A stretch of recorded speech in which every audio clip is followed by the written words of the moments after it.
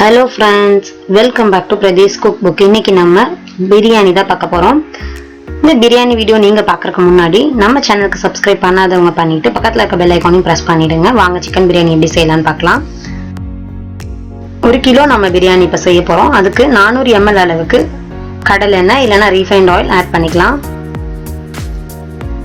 இப்போ நம்ம ஸ்பைசஸ் எல்லாம் ஆட் பண்ணிடலாம். நான் என்னென்ன ஸ்பைசஸ் எடுத்திருக்கேன்னா பட்டை, லவங்கம், ஏலக்காய், ஷாஹி ஜீரா, மராட்டி மொக்கு, ஜாதி பத்திரி, அப்புறம் ஸ்டார் அனைஸ் ஒன்று. இது எல்லாத்தையும் நம்ம எண்ணெயில் போட்டதுக்கு அப்புறமா 400 கிராம் அளவுக்கு பெரிய வெங்காயம் நீல வாக்கில் நறுக்கி ஆட் பண்ணிடலாம். 1 கிலோக்கு 400 கிராம் பெரிய வெங்காயம் தேவைப்படும்.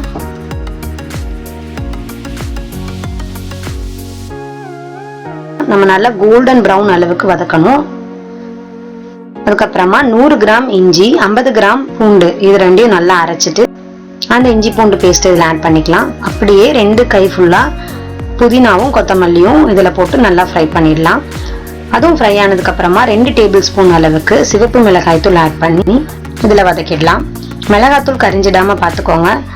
மிளகாத்தூள் போட்டு எண்ணெயில் அதோட கலர் ஆட் ஆன உடனே நம்ம 400 கிராம் அளவுக்கு தக்காளியும் இதில் ஆட் பண்ணிடலாம். ஒரு 5லிருந்து 6 பச்சை மிளகாய் ஆட் பண்ணி நல்லா வதக்கி விடுங்க. இப்போ இந்த மசாலாவுக்கு தேவையான அளவு உப்பு ஆட் பண்ணிக்கோங்க. பிரியாணி செய்யும் போது நல்லாவே நீங்கள் ஃப்ரை பண்ணிகிட்டே இருக்கணும். அந்த எண்ணெயெல்லாம் பிரிஞ்சு நல்லா அது வெந்திருக்கணும்.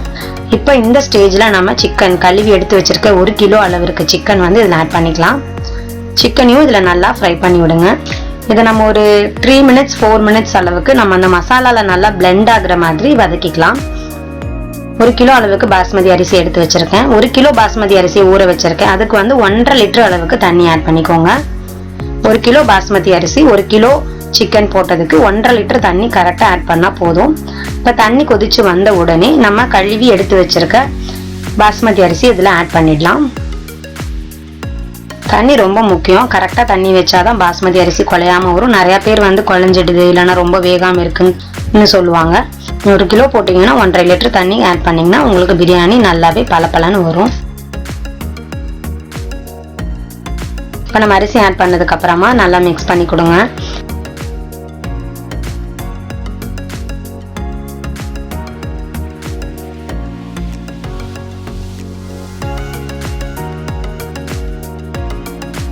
இப்போ தண்ணி கொஞ்சம் வத்திட்டே இருக்கு. இந்த டைம்ல ஜாதிக்காய் பொடி பண்ணி ஒரு 1/2 டீஸ்பூன் அளவுக்கு இதில் ஆட் பண்ணி மிக்ஸ் பண்ணி விட்டுறேன்.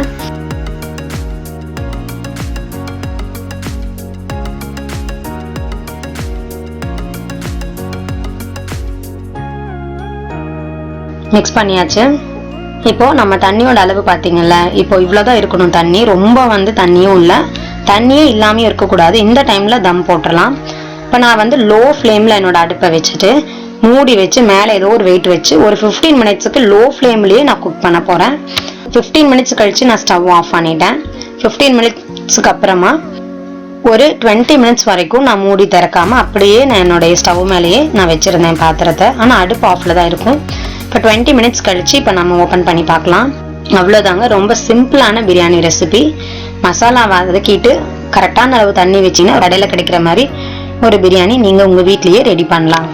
இந்த பிரியாணி ரொம்பவே டேஸ்டா இருந்துச்சுங்க. இந்த வீடியோ உங்களுக்கு பிடிச்சிருந்தா லைக் பண்ணுங்க, ஷேர் பண்ணுங்க, கமெண்ட் பண்ணுங்க, மறக்காம சப்ஸ்கிரைப் பண்ணுங்க. Thank you for watching.